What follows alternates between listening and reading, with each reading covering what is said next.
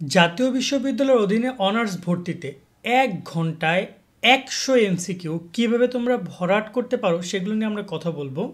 দেখো, জাতীয় বিশ্ববিদ্যালয়ে ভর্তি পরীক্ষার ক্ষেত্রে অনেকে অনেক কনফিউজ হইতে পারে যে ভাইয়া ১ ঘন্টার মধ্যে কিভাবে ১০০টা এমসিকিউ আমি কভার করব। বাংলা ২৫, ইংরেজি ২৫, সাধারণ জ্ঞান ১০, তারপর আবার গ্রুপ সাবজেক্ট পড়তে পড়তে তো ১ ঘন্টা চলে যাবে। আমি তোমাদেরকে ওএমআর ফর্ম দেখিয়ে পুরো ব্যাপারটা বুঝিয়ে দিব তোমরা ওএমআর ফর্মে কীভাবে এই ব্যাপারটা এই মানে অগ্রণটা ঘটাবা। মনে রাখবা এটা অসম্ভব কিছু না। ভর্তি পরীক্ষা এমনই হয়, ভর্তি পরীক্ষা ১ ঘন্টা ১০০ এমসিকিউ হয়, এটা তোমার একার না। এটাকে যে মেডিকেলে কোশ্চেন দেখছিলাম, ওরাও একই করছে, সবাই একই করে। এবং তোমাদের ভর্তি পরীক্ষার থেকে তো মেডিকেল কোশ্চেন আরও টাফ হয়, তো ওরা কীভাবে পারে, তুমি কেন পারবে না? অফকোর্স তুমি পারবে, ওরা তো তোমার বন্ধুবান্ধবই ছিল, তাই না? ওরা তোমার বন্ধুবান্ধব ছিল, ওরা এক একজনে ৮০-৯০ পর্যন্ত পাইছে, তুমি কেন পাবে না? হ্যাঁ ঠিক আছে, তোমাকে যেমন ১ ঘন্টা দেওয়া হচ্ছে, তোমার বন্ধুকেও ১ ঘন্টা দেওয়া হবে। সেই জায়গায় তুমি যতটুকু অ্যাডভান্টেজ পাচ্ছ ও ততটুকু অ্যাডভান্টেজ পাচ্ছে। তুমি যদি ৮০টা দাগাও ও এরকমই দাগাবে, সিমিলার কাছাকাছি। এমন না যে ও ৮০টা বদলে ১০০-১২০টা দাগাইতে পারবে, তা না। তো চলো আমি তোমাদেরকে দেখিয়ে দিই কীভাবে কী করবা। মনে রাখবা, ভর্তি পরীক্ষার ব্যাপারটা আসলে কি সব বুদ্ধির খেলা, কৌশলগত খেলা। এখানে জোর করে মানে তোমার গায়ে শক্তি আছে তুমি ভাই হবে না, তোমাকে বেশ কিছু কৌশল অবলম্বন করতে হবে। আর প্রথমত আমি এই ব্যাপারটা আগে ইনশিওর করি, জাতীয় বিশ্ববিদ্যালয়ের যে ভর্তি বিষয়ক মানে গাইডলাইন, বিভিন্ন গাইড রয়েছে, প্রশ্ন ব্যাংক রয়েছে, সেখানে দেখতে পাচ্ছ এই যে বাংলা ১ থেকে ২৫ পর্যন্ত, এখানে দেখতে পাচ্ছ ইংরেজি ১ থেকে ২৫ পর্যন্ত, সাধারণ জ্ঞান ১ থেকে ১০ পর্যন্ত। কিন্তু পরীক্ষায় কিন্তু এমন আসবে না, পরীক্ষায় পুরো ব্যাপারটা ভিন্ন আসবে। ভিন্ন কীভাবে? পরীক্ষায় ১ থেকে ১০০ পর্যন্ত একটা সিরিয়াল মেনটেন করা হবে। কেননা তুমি যে এমসিকিউতে ভরাট করবা ১ থেকে ১০০ পর্যন্ত ঠিক এরকম একটা সিরিয়াল হবে। সেক্ষেত্রে এমন হইতে পারে তোমার বাংলা প্রথম থেকে ৫টা বাংলা থাকতে পারে, তারপরে ইংরেজি ঢুকবে, তারপরে তোমার পদার্থ ঢুকবে, রসায়ন ঢুকবে, অথবা ইতিহাস অর্থনীতি ঢুকবে, তারপরে আবার তোমার হচ্ছে যে সাধারণ জ্ঞান ঢুকবে, তারপর আবার বাংলা ঢুকবে। মিক্সড কোশ্চেন হইতে পারে। আমি মেডিকেল কোশ্চেনটা দেখাই।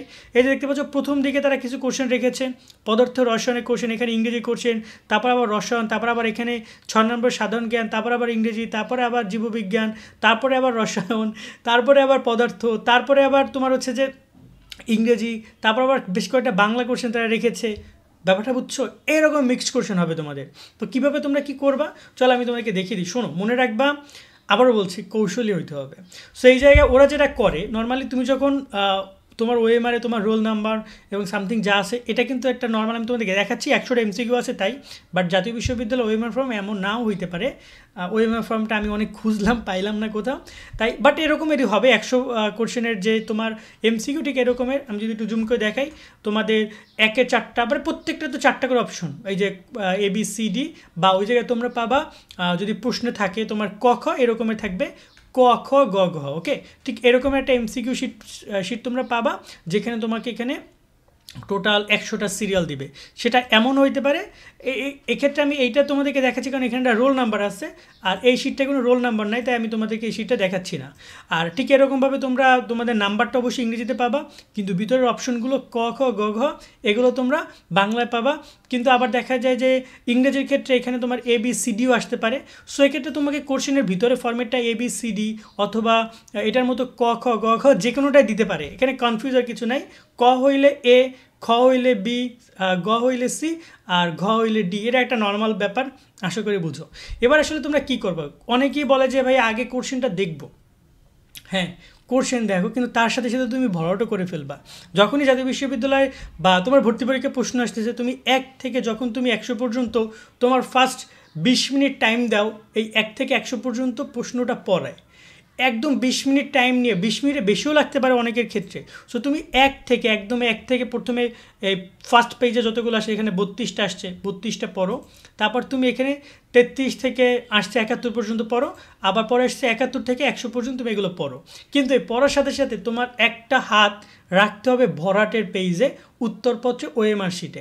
তোমার যেটা যেটা কমন পড়বে, যেমন ধরো যে ১ নম্বরটা আমার কমন পড়েনি, কিন্তু ২ নম্বরটা আমার কমন পড়ছে বাংলাদেশে ১০০ টাকার নোটে কোন মসজিদের ছবি আছে, আমি জানি তারা মসজিদ। আমি আগেই ২ নম্বরটা এখানে লিখে ফেলবো যে ২-এর ডি হবে। এটা কত আসছে তোমার ডি আছে না, এই যে ডি, আমি ডি লিখে দিব, সাথে সাথে ২ ভরাট করে ফেলবো।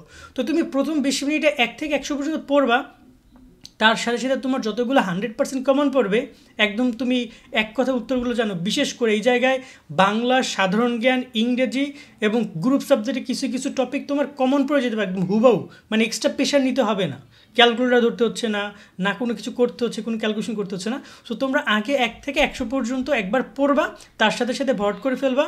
এখন ওই 100 পড়ার মাঝে তুমি যত বেশি ভরাট করবা তত তুমি এগিয়ে যাবা, তত বেশি সময় পাবা নেক্সট কোশ্চেন করার জন্য। কারণ তোমাকে তো একবার পুরো প্রশ্নটা পড়তেই হবে, কি আসে না আসে সেটা জানতেই হবে। সো তুমি আগে পড়ে ফেলবা। এবং অনেকে দেখা যায় 20টা, কেউ 25টা, কেউ 15টা, কেউ 30টা পর্যন্ত ওই প্রথম লিসনে কমপ্লিট করতে পারে। সো যত বেশি কমপ্লিট করতে পারবা, যত বেশি ভরাট করতে পারবা, তত তোমার জন্য বেস্ট অপশন হবে। দেন তুমি দ্বিতীয় পর্ব এসে আবার একবার পড়া শুরু করবা, এবং তুমি যে পয়েন্টগুলো যেগুলো তুমি লিখতেছো, যেমন এই যে 1 নম্বর 2 নম্বরটা তুমি লিখেছো, তো 2 নম্বরটা তুমি অবশ্যই এটা রুল দিয়ে তুমি দাগ দিয়ে দিবা, যাতে করে পরবর্তীতে এখানে সময় নাম্বার তোমার দেওয়া না লাগে যে আমি এটা লিখেছি কি লিখি না, এটা আমি আবার দেখি যে আমি এটা ভরাট করছি কি করি নাই। তুমি অফকোর্স ভরাট করবা এবং একটা কনফার্মেশন, একটা চিহ্ন এখানে দিয়ে দিবা, যাতে করে এটার প্রতি আর নেক্সট পড়াই লাগে না, প্রশ্নটাই তুমি পড়বে না। যত তুমি কম পড়বা তত তোমার সময় তুমি বেঁচে যাবে, অন্য প্রশ্নে তুমি সময় দিতে পারবা। এরপরে যখন তুমি আসবে 2, 3, 4-এ যতগুলো পারছো ভরাট করছো, যখন আবার তুমি নেক্সটে যেটা তুমি ভরাট করো না সেটা তুমি এবার সলিউশন করতে বসো, এবং এখানে তুমি আরও 20 মিনিট টাইম দাও। চেষ্টা করো, এখন দেখা যায় অলরেডি প্রায় 20টা যদি ভরাট করো তাহলে আসে কয়টা, 80টা আসে, অলরেডি প্রশ্ন একবার পড়েও ফেলছো। সো প্রশ্ন অনেক ইজি হয়ে গেছে, তুমি জানো প্রশ্নে কী বলেছে। এবার সময় দাও যেগুলোতে তোমার সময় দেওয়া দরকার, যেমন ইংরেজির ক্ষেত্রে, যেমন তোমার গ্রুপ সাবজেক্টে যদি কোনো থিওরিক্যাল বিষয় থাকে, যেমন physics, chemistry, biology, higher math, অথবা তোমার যদি অ্যাকাউন্টিং বা এই সকল বিষয় রয়েছে সেগুলো তুমি এক ক্যালকুলেটর টিপো, এগুলো নিয়ে কমপ্লিট করো। মোটামুটি চেষ্টা করবো যে এই যে 20 মিনিট আছে আবার 1 থেকে 30 পর্যন্ত পড়বা, 100 পর্যন্ত তুমি এমসিকিউগুলো পড়বা, এবং চেষ্টা করবা এই সময়ের মধ্যে মোটামুটি দেওয়ার জন্য তুমি আরও 20 থেকে 30টা এমসিকিউ দাগাইতে পারো। এবং যদি তোমার এখানে 30 মিনিটের জায়গায় 40 মিনিটও লেগে যায়, বা 20 মিনিটের জায়গায় 30 মিনিট বা 40 মিনিট লাগে, সো চেষ্টা করবে একবারে কাভার আপ করে, কারণ তোমাদের সময় 1 ঘন্টা, বাট তুমি চেষ্টা করবে যে অন্তপক্ষে লাস্ট টাইম 10টা মিনিট নিজের হাতে রাখার, লাস্টে 10টা মিনিট নিজের হাতে রাখবা। 50 মিনিটে তুমি মোটামুটি বড় একটা পার্ট কমপ্লিট করবা, শেষে 10 মিনিটে দেখবা যে যেহেতু আমি মেডিকেলের ব্যাপারটা আলাদা বা বিশ্ববিদ্যালয়ে ভর্তি ব্যাপারটা আলাদা, কিন্তু জাতীয় বিশ্ববিদ্যালয়ে যেহেতু ভর্তি পরীক্ষায় কোনো নেগেটিভ মার্কিং নাই, সেক্ষেত্রে তুমি শেষের দিকে এসে যদি দেখা যায় যে কোনো প্রশ্ন তুমি বাদ গেছে এমসিকিউ, সো তুমি আবার অনেকে এমন করে কি যে এই ওএমআর দেখে যেগুলো বাদ গেছে ইচ্ছা মতো ABCD যা ইচ্ছা তাই দাগায় দেয়। এটা করো না, প্রশ্ন পড়ো, রিলেটেড একটা প্রবাবিলিটি আছে যে কোনটা সম্ভাবনাময় হইতে পারে, এমন প্রশ্নগুলো তুমি অ্যান্সার দিয়ে দাও।